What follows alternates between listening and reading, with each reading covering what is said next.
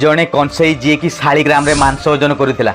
बहुत दिन पूर्व सदन नामक जड़े भक्त थिला जी की मांस काटिबा समय रे हरि नाम जप करुला। थरे घर को फेरिबा समय कंसई की गोटे पत्थर मिला एवं से पत्थर टी उठे से मांस ओजन करने रखिनेला। से पत्थर रे एमिति एक जादू थिला कि ग्राहक जेते ओजन रो मांस मागुथिला से पत्थर सेति को ओजन हो जाउथिला। एंड से मैजिक स्टोन लो कथा पूरा गाँ सारा व्यापी गला। देन से पत्थर को देखिबा पई पूरा गाँ सारा लोके ता दुकान को आसिले। जेते बेले गाँ रो जने ब्राह्मण ई विषय रे जानिला से मध्य ता दुकान को आसिला एवं से पत्थर टी को देखि कंसई ऊपर पाटी करी कहला, पापी ये शालीग्राम अटे जहां तू अपवित्र कर देचु। एवं से पत्थर टी को कंसाई पाखरु छड़े आनी मंदिर को नहीं आसिले एवं तार पूजा अर्चना कले। गोटे दिन ब्राह्मणर स्वप्न रे निजे श्री हरि विष्णु आसी कहले, मो मन एठी लागुनी मु कंसई पाखकु जीवी। से बड़ स्नेह रे मो ना निए एवं दिन तमाम मते तराजुर झुलाए। सेठू ब्राह्मण तुरंत से पत्थर टी को नहीं कंसाई को फेरई दिए एवं से पत्थर को देखिबा क्षणी से कंसई कांधी पकाए। ये तो आम प्रभु को लीला अटे।